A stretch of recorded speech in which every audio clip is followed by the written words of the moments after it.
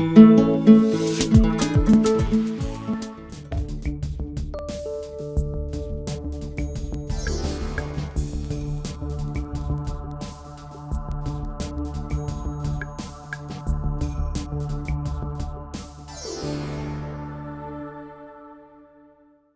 é o mercado. Todo economista que defende o livre mercado para tudo quanto é área da economia, quando chega na área da saúde, eles ficam numa saia muito justa, porque não funciona como mercado. Na área de farmacêutico, muito menos. Não entra quem quiser, entra. Não entra. Para ser livre mercado tem que ter livre entrada e saída. Então, isso é muito, em outras palavras, para resumir a conversa. Como vocês já perceberam, eu sou um cara radical. Radical no sentido de ir à raiz dos problemas. O que eu vou definir politicamente é outra coisa. A raiz desse problema é o seguinte: este mercado na área da saúde não funciona em lugar nenhum do mundo. Então a gente acreditar nisso, que é uma solução para o sistema único e por esse caminho, é um desastre. Porque os países que têm o melhor sistema são aqueles que vão no sentido oposto. Agora, tem que ser estatal? Não. Se você for socialista, você pode dizer, tem que ser estatal. Ah, não, mas eu quero ser capitalista. Então vamos ver, no mundo capitalista, quais são as opções que nós temos. Tem a Inglaterra, tem a França, tem a Suécia. Vamos estudar esses sistemas e ver se não tem uma alternativa mista, que no curto e médio prazo tem a ver com um país como o Brasil. Complicado é, porque o Brasil é um continente, né? Então também não vai ser difícil fazer um sistema que seja, mesmo seja universal e público, como a Inglaterra, tem desigualdade, não tem jeito, é complicado. Então, um problema complicado com resposta simples, provavelmente vai ser uma resposta idiota. O problema complicado vai exigir resposta complicada. Queria colocar uma questão, comparando com o sistema de saúde brasileiro, SUS, com vamos chamar assim, os sistemas de saúde americanos, é uma peculiaridade ou uma proximidade, que é o conflito dos interesses públicos e os interesses privados. Na estruturação do Sistema Único de Saúde no Brasil, que foi no período principalmente há indícios de que já nos anos 60, enfim, o SUS já começou a ser estruturado, nos anos 80, ali foi uma luta política travada e chegou-se em 1988 na Constituinte, em que essa luta política foi os conflitos de interesses entre os parlamentares que estavam na Constituinte, que defendiam a saúde privada, e a força da sociedade, a mobilização, e os deputados que defendiam, como Sérgio Arouca, e você mesmo foi contemporâneo, Eduardo, desses atores. Então, vou simplificar. A Constituição inicial do SUS é que as forças políticas que o promoviam conseguiram se impor. E no seu processo agora vamos dizer assim, porque o Sistema Único de Saúde no Brasil, entre os universais, é o mais privado. É o mais privado. Se você for comparar os hospitais filantrópicos de Portugal, eles têm uma gestão pública, não é igual aqui, que é uma gestão das irmandades, etc, etc, que são obrigados a atender uma parte de consultas do SUS, mas foi o que nós constatamos aqui um dia, no hospital aqui do nosso lado, que é o Santa Rita, que ele é um hospital que tem ele é uma referência no tratamento de câncer. Tinha uma porta imensa para a entrada dos pacientes conveniados e lá no canto, uma portinha estreita, pacientes do SUS. Entendeu? Aí fizemos um movimento aqui contra esse tipo de coisa, que ele era discricionário. Mas eu acho que eu estou querendo colocar. Ano passado, em 2015, a Lígia, o próprio Lígia Bahia, o Mário Schaeffer, publicaram um artigo sobre o financiamento que a saúde suplementar faz em relação aos parlamentares, aos políticos que se candidatam. Então eles chegaram a um montante de quase 60 milhões de reais nas eleições de 2014.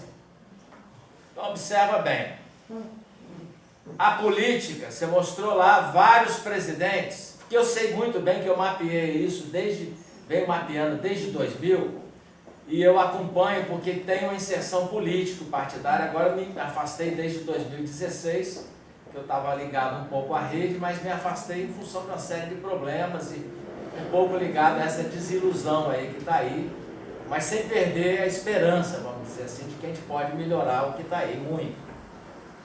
Mas aí o Mário Schaefer fez esse artigo, aí eu vim para o Espírito Santo.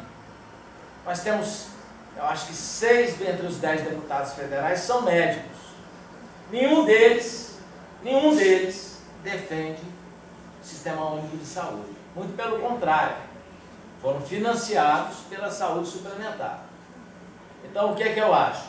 Eu acho que a gente está numa grande crise no país. Eu acho que a gente precisa, talvez, recuperar o terreno perdido, no sentido de que o SUS só vai se tornar um sistema o mais universal possível, já que isso é um processo político, não podemos dizer que vai ser assim, é uma luta permanente, se a sociedade se mobilizar. Se a gente escolher melhor nossos candidatos. Sim, o senhor está sendo, estou vendo aqui pelo Tribunal Regional Eleitoral, o senhor é financiado pela Unimed. Eu vi deputados aqui que receberam 750 mil reais para a campanha. Isso é só vocês entrarem no site aqui do Tribunal Regional Eleitoral. Então, quer dizer, está lá, Truman, Lyndon Johnson, Bill Clinton, Obama, você falou que tem documentado as fotos de como que essas reuniões setoriais discutiam. Aqui no Brasil é a mesma coisa. Só que nós estamos perdendo terreno. Estamos perdendo terreno nessa luta política. A gente sabe muito bem se espernear. Mas eu acho que a gente... Outra coisa, o SUS tem um outro problema, que é o apoio daqueles que mais precisam do SUS. Que é esse Medicaid, que é aqueles que só tem o SUS dependente. Aqui nós não somos SUS dependente, a gente tem que começar a pensar de que todos nós teríamos que ser SUS dependente. Nós temos que ver como que a gente olha para esse outro ali, esse irmão nosso que só tem o SUS, e ver como que a gente se mobiliza nas cidades, nos lugares, para ver se a gente começa a virar essa mesa no parlamento. Precisamos ter representantes políticos que sejam pró-SUS.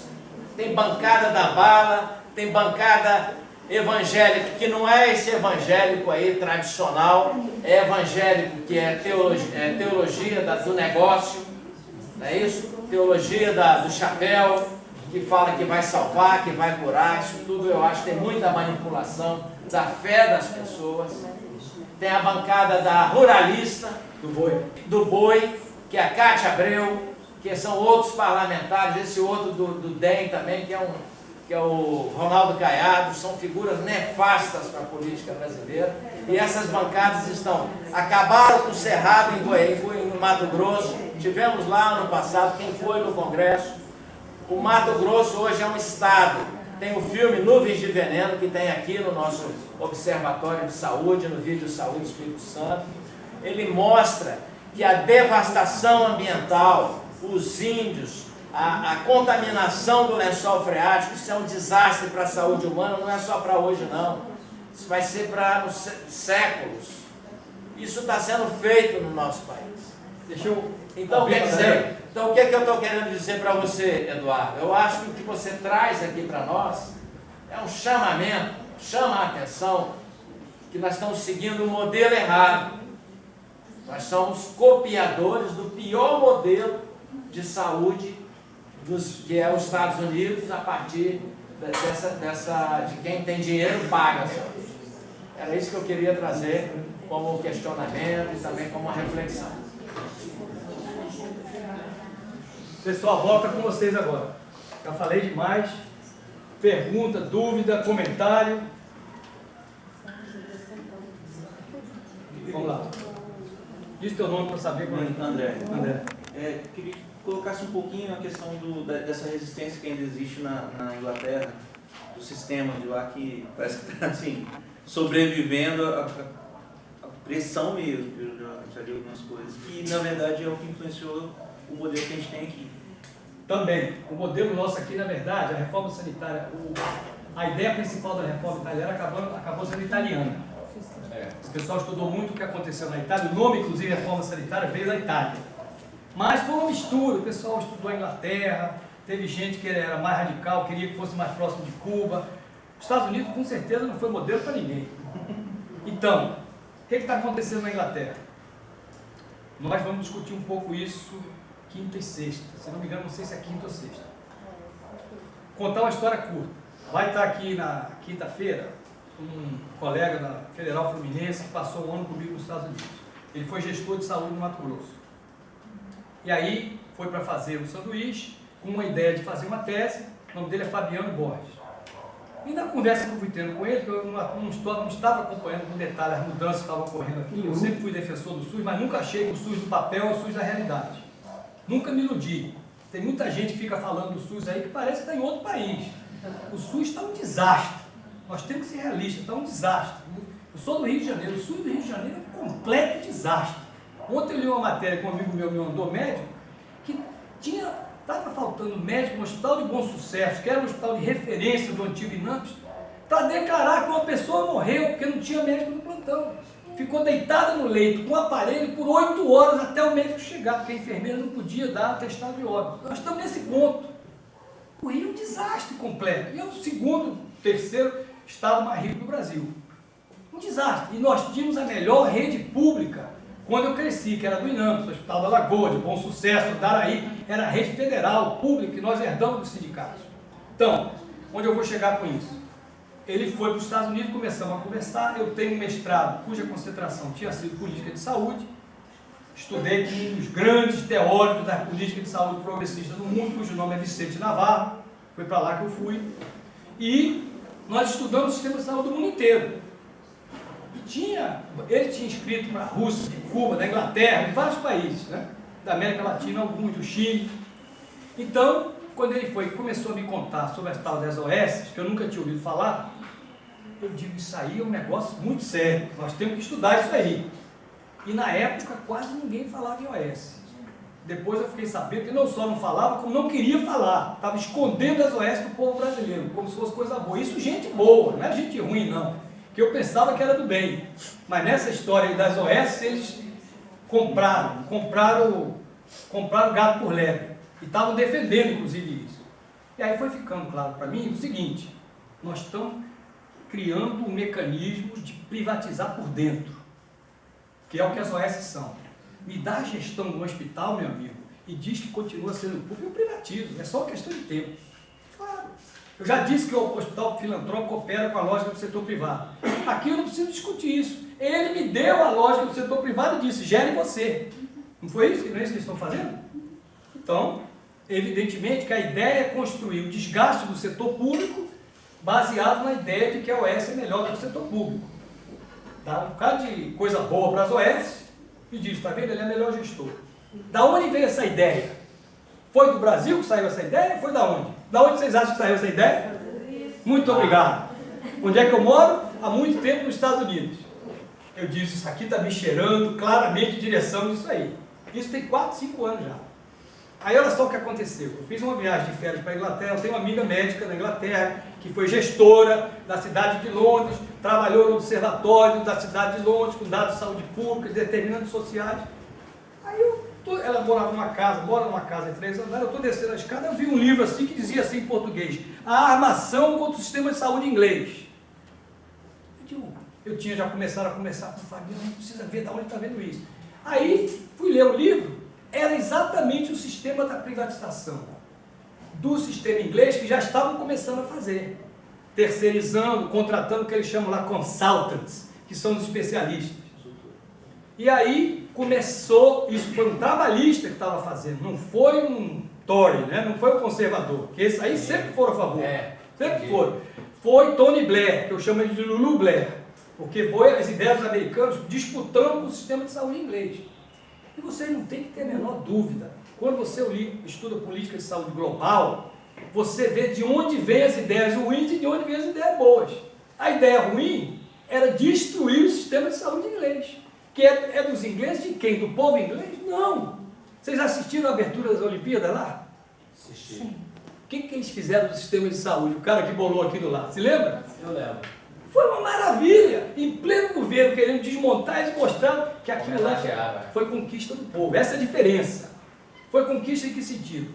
Como a Inglaterra tinha sido destruída, o Lorde que criou e que propôs o sistema inglês era trabalhista, mas se você ouvir no filme Ciclo o que ele dizia, era um trabalhista bem radical. Porque naquela época que estava em disputa se ia ser totalmente estatal dentro da perspectiva socialista ou não. E eles não eram socialistas, mas a reconstrução da Inglaterra, se você for ver, o sistema de saúde era totalmente público, porque eles disseram o seguinte: nós não temos dinheiro. O único jeito de reconstruir os hospitais e o sistema é fazer público. Agora, é perfeito? Não. Está sendo minado? Está sendo minado. Os trabalhadores estão reagindo? Estão reagindo. A população está reagindo? Está reagindo. Vão conseguir vencer? Depende. Mas lá, diferentemente daqui, isso que ele foi dito aqui antes, de fato a população abraça o sistema de uma maneira que esse é meu. Isso aí. Aqui não. Aqui nós construímos um SUS, e eu sou muito crítico disso há muito tempo, esquecendo de avisar o povo que o SUS é dele. Essa história de partido sanitário, talvez vocês nunca tenham ouvido isso de boca de alguém aqui, mas eu sou crítico, eu não estou aqui e não tenho por que defender essa bobagem. Que o SUS é o sistema mais... Esquecendo de perguntar ao povo se ele também acha. Porque os trabalhadores nossos aqui do ABC nunca defenderam o SUS. O que tinha de mais avançado no movimento popular brasileiro não defendeu o SUS, inclusive o nosso presidente Lula.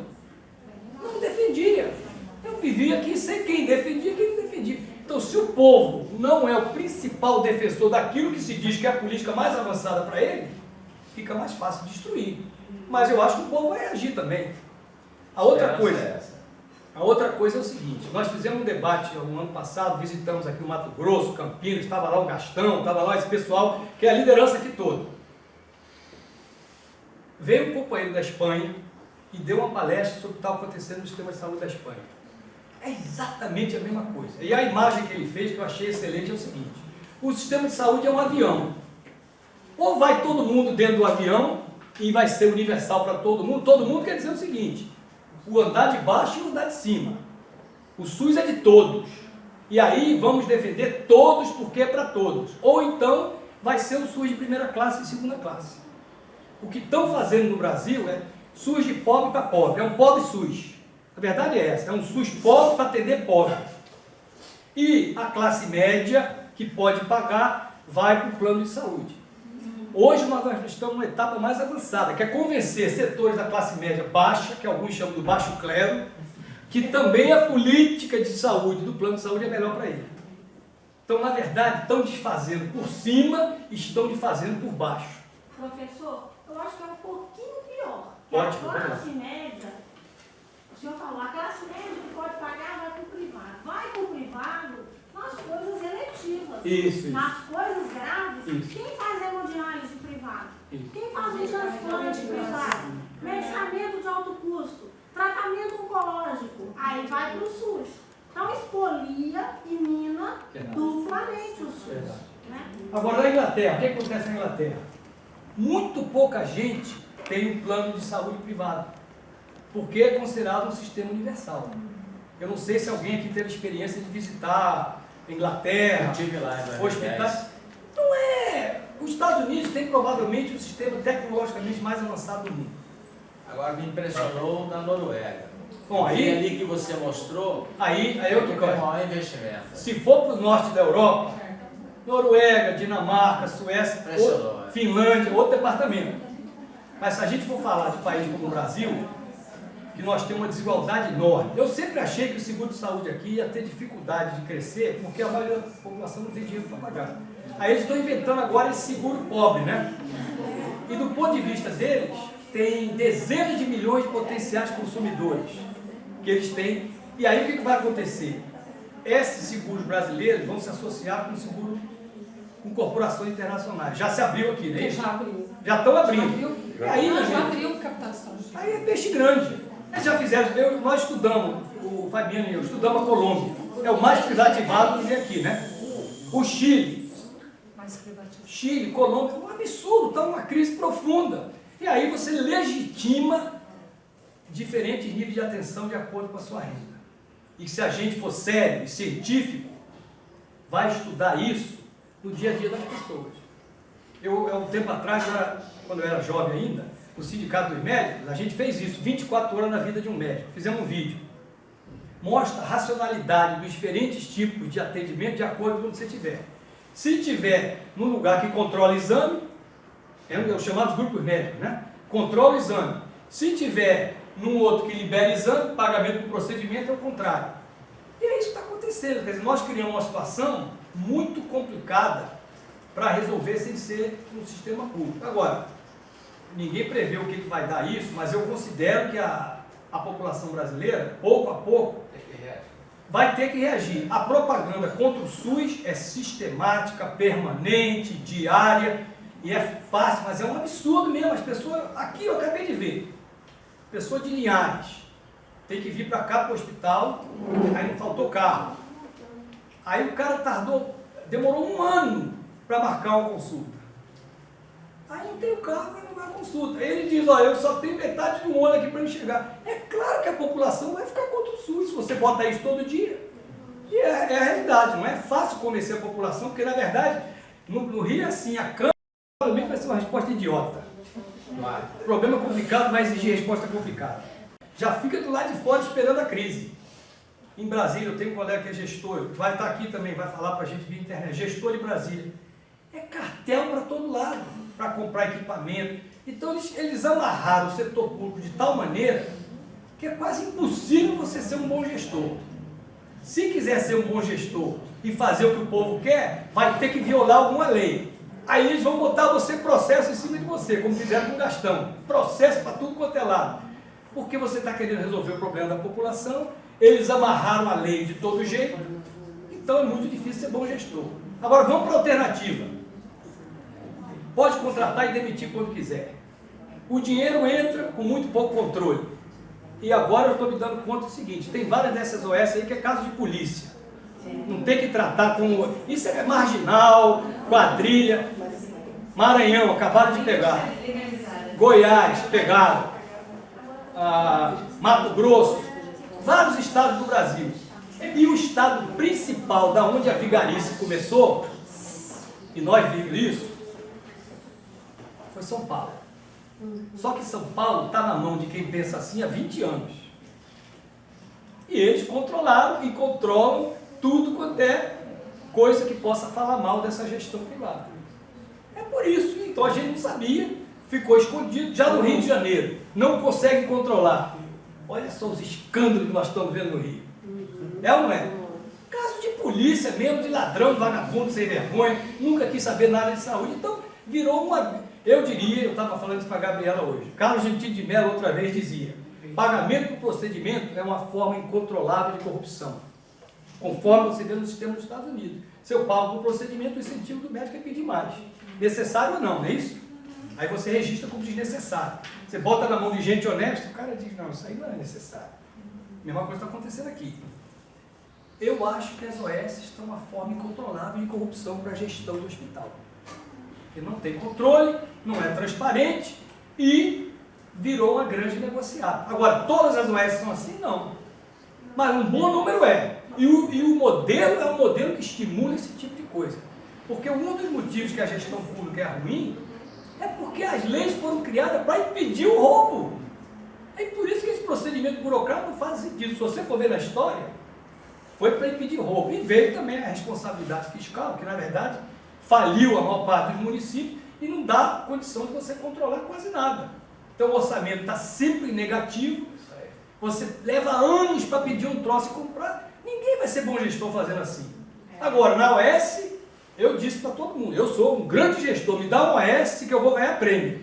Eu tenho toda a liberdade para fazer o que eu quero, quando quero, como quero, tem dinheiro, não tem muito controle, termo aditivo. Assim, qual é a ciência que tem nisso? Para o cara dizer, eu sou o melhor gestor. Não é melhor gestor não, eles estão te dando de bandeja. Qualquer um aqui com menos de um MBA vai ser um excelente gestor, menos de um mestrado em administração. É muito fácil. Qualquer um que foi gestor público, e eu não sou, quer dizer, eu não estou falando com conhecimento de causa não. Mas é óbvio que foi criado e foi amarrado e foi enterrado para não funcionar. Isso é novidade? Não. Sempre que se quer privatizar uma coisa boa, você começa a canibalizar por dentro. Eu acho que nós temos que chamar de roubatizar. Foi assim que a gente fez com a Vale. A Vale foi roubatizada do povo brasileiro. Quer exemplo de boa gestão privada?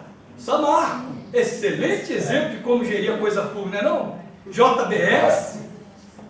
Esse é o pessoal que vem falar de boa gestão, nessa situação que nós estamos vivendo no Brasil, que mostra que a gestão que eles chamam de eficiente é baseada na compra e venda de tudo, sem interesse nenhum com o país, nenhum compromisso com o país. Carne podre, não interessa.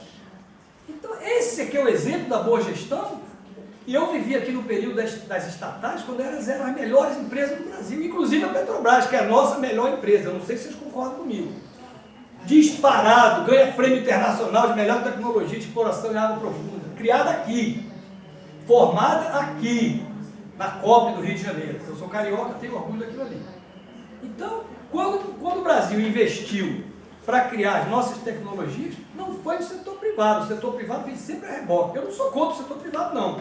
Mas não venha com esse papo que porque é privado, geneticamente é melhor. Não tem nada de genético nisso. Quem mais? Você lembrou de público, eu queria lembrar da Embrapa. Também, outra. Tem uma situação que incomoda, que é assim, a gente fala dos problemas do SUS, a gente vai conversar com o pessoal da educação, você vai ver que está com a mesma situação, e aí a gente não fala do que forja isso, da onde é que vem. Isso tem você estava mostrando o slide quando você falou da década de 80, né, da mudança que aconteceu nos Estados Unidos e tal. Isso tem a ver com o consenso construído em Washington e que a gente vai desdobrar depois no neoliberalismo, que é o neoliberalismo radicalizado que a gente está vendo. Verdade. Né? Então, assim, se a gente não pensa como é que o jogo é construído, né? A disputa para fazer valer as verdades e pós-verdades, né? A construção dos sentidos, a compreensão do mundo. Aí a gente vai ver que realmente o cara que não tem o transporte depois de um ano de uma consulta, né, não vai ter nenhum carinho, né? Não só esse cidadão que teve vetada a sua possibilidade de atendimento, mas você que está em casa assistindo, falando, pô, ao mesmo tempo você esquece, você liga lá e pede para um plano de saúde, você toma 90 dias de espera e está lá. E às vezes chega lá, como já me aconteceu algumas vezes, fica lá 2 horas esperando, toca o telefone na recepção, a recepcionista diz para você, olha, infelizmente teve um problema na cirurgia, não vai poder chegar. Né? Então tem um jogo construído, né, que a gente não está conseguindo, e aí acho que o Adalto na fala dele é bastante feliz, assim, a gente está perdendo o jogo, né, e a gente está discutindo a qualidade do gol que tomou. Percebe? Mas não tem que discutir a qualidade do gol que tomou. Eu acho que tem que pensar como é que eu faço para parar de tomar gol e tentar fazer gol no outro, pô. Percebe? E a gente está sempre discutindo, pô, mas esse gol veio cruzado de lá não sei o quê, papá. Enquanto isso toma outro, e toma outro, e toma outro. Está na cara, está evidente, né? Assim, está o sujeito aqui, ó. Tem uma entrevista do engenheiro, que eu me recuso a chamar de ministro da saúde, porque ele é engenheiro da destruição. O cara está colocando em xeque e está querendo privatizar a Fundação Oswaldo Cruz. Eu ouvi falar isso hoje, Você percebe? Assim, os caras estão numa audácia tão grande. Pessoal, a gente já esculachou esse país de tal maneira que a gente pode continuar. Porque a gente não está reagindo. Porque a gente está discutindo o gol que somou. Eu estou nessa aí. Aberto para a galera. Vamos lá, quem mais? Eduardo. Para terminar aqui. Quem mais? Esclareceu? Vocês têm mais... Acham que entenderam mais o sistema de saúde dos Estados Unidos? Acho que nós vamos voltar, né, Eduardo? Amanhã ainda vai se falar. Só um instantinho para dizer isso. Eu não acho também que tudo que tem lá é ruim, não. Não tem que ser maniqueísta, não. Tem muita coisa boa também. Eu mostrei o sistema dos veteranos, a tecnologia é bastante boa em muita coisa. Agora, o modelo e da forma como o sistema está funcionando Não é um problema que eu acho, é um problema que está candente na sociedade americana e o pau vai comer. Já está comendo, porque à medida que eles radicalizam para privatizar ainda mais, o outro lado está dizendo, sabe uma coisa, eu acho que a solução é do lado de lá. Então nunca esteve tão favorável para mim a situação para falar do que a gente chama single payer, pagador único. Enfiar o sarrafo nessas companhias de seguro de saúde que não precisa ter. E elas são um grupo potente, que é uma das coisas que a gente tem que sair sabendo. Quem são os atores da área de saúde que a gente tem que pensar? Os provedores, que são os enfermeiros, os médicos, os hospitais, os pagadores, o Estado, Deputados federais, os políticos. senadores. Nós temos que ter esse mapa, é o chamado mapa do poder. Os canalhas. Ou seja, eu classifico de economia política do setor saúde. Nós temos que passar a entender como os diversos... Isso é um tabuleiro de xadrez. Os diversos atores vão se mexendo e vão construindo alianças. E para poder a gente deixar de levar gol, nós temos que entender quem são as nossas para poder reagir e fazer gol neles. Porque se a gente não entender isso e ficar olhando só para coisa pequena, nós temos que entender os interesses também que estão por trás disso. É muito dinheiro aqui também. O Brasil gasta bastante dinheiro em saúde, não é pouco não. Então esses caras sabem disso e o mercado potencial também é grande. Exemplos claros. Eu nunca vi tanta farmácia na minha vida. Na minha geração, a quantidade de farmácia, essa empurroterapia que tem aqui no Brasil, de nego para dar remédio para tudo quanto é jeito, é um absurdo. O nosso povo é altamente medicalizado. Altamente medicalizado. Além disso, tem umas concepções do que causa a doença, que é um absurdo também, e evidentemente que isso está sendo propagado pelos médicos, pelos enfermeiros, pelos nutricionistas, por toda essa galera que sai da escola com diploma e não discute saúde, aprende a cuidar do fígado, do rim, que eu digo que chegamos a um extremo também nesse nível. Eu fico barbarizado com essa história que nós temos que humanizar o sistema de saúde. E quando é que foi correto não ser humano? O que é isso? Vamos ser veterinário então. Vamos ser veterinário. Quando é que foi sequer cabível não ser humano? Se afinal de contas a medicina e o setor saúde é para cuidar do ser humano. Então para chegar a esse ponto é porque realmente nós estamos num grau de absurdo. Que olha, isso que você falou, eu já me formei há muito tempo. Muitos de nós piorou muito, galera. Era capitalista, era ditadura e piorou muito, não foi pouco não. E aí, vocês aqui estão fazendo o quê? Mestrado? Quantos são de mestrado? Mestrado e doutorado. E doutorado, quantos são? Nós temos que ser porta-voz disso. Concorde ou não quero que você concorde com isso não, pelo menos seja capaz de ter um discurso claro, lógico, de por que isso é melhor desse jeito ou daquele jeito. Eu acho, por isso que eu tenho me dedicado cada vez mais a esclarecer o sistema de saúde dos Estados Unidos, porque esse é o modelo que já domina a alternativa. Então, se nós não compreendermos o sistema dos Estados Unidos bem, a gente não discute com esses caras no nível que eles... Porque o caso deles é o caso de papagaio de pirata. Repetindo. Eu conheço o pirata, eu quero ouvir o que o pirata fala. Aí ele repete. E fica parecendo aqui que ele é o cara da vez, que é inteligente, que tem a nova... Nada disso. Quando a gente começar com ele falando que nós sabemos que ele é um pirata, desmoraliza. E é isso que a gente tem que fazer. Desmoralizar, porque você pega o argumento do cara e diz, olha, você está dizendo isso, porque você está repetindo a ideia de fulano, que escreveu esse livro na década. Isso é que o doutor tem que fazer.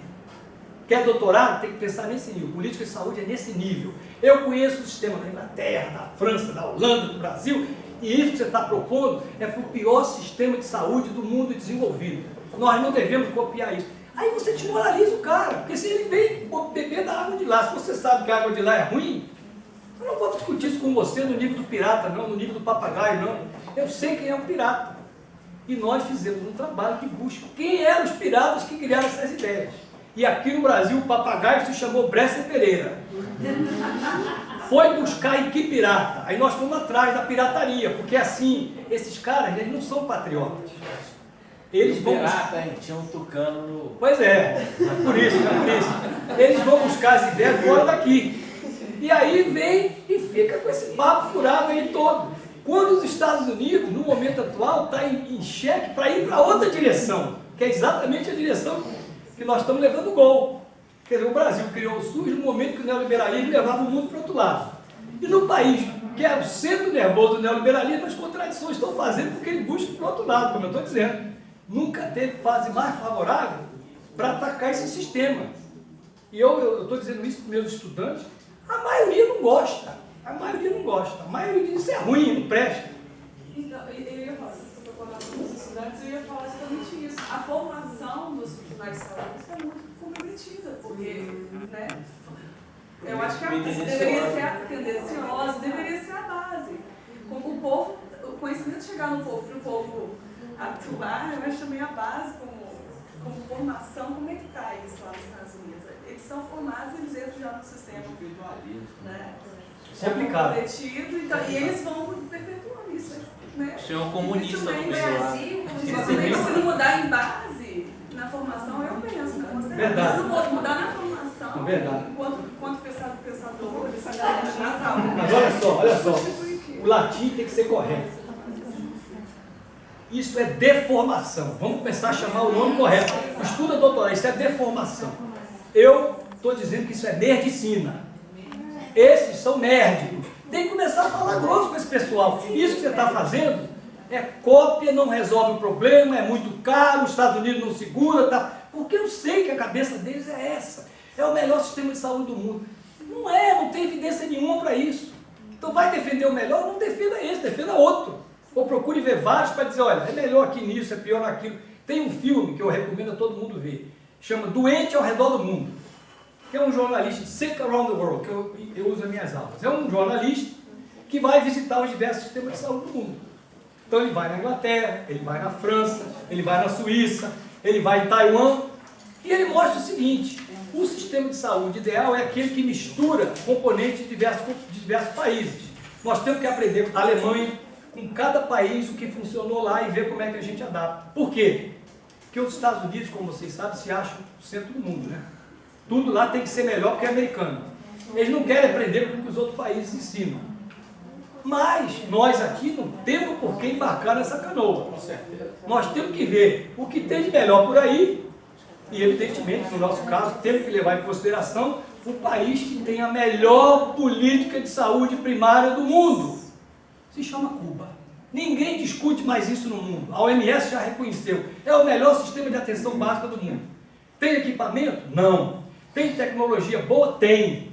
Boicotada, mas tem. Tem, inclusive, geraram tecnologia que nem os americanos conseguem. Eles estão de olho, mas esse governo agora está começando a boicotar as relações bilaterais com Cuba. Na área de biológicos, por exemplo. E tem acordo com a Fiocruz para produzir vacina. E tem a solidariedade.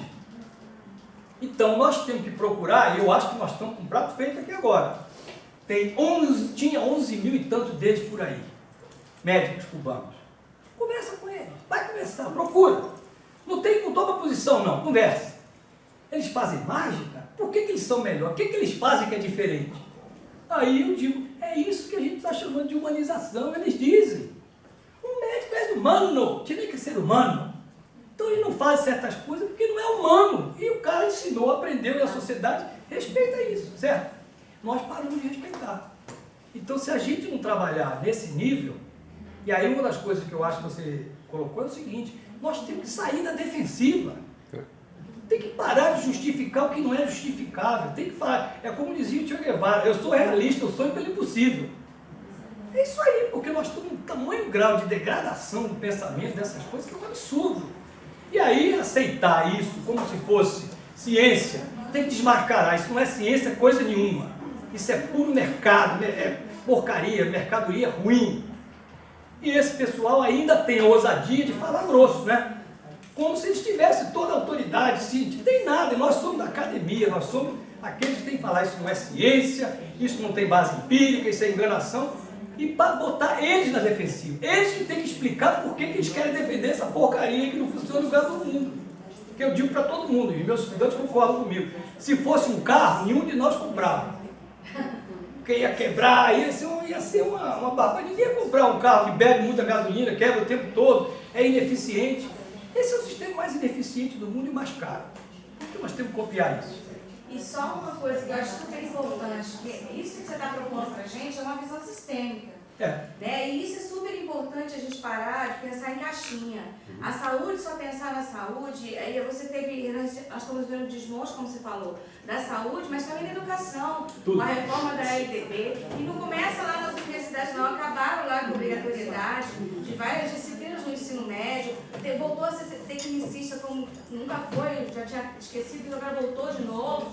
Então são coisas, são lutas que têm que estar unidas.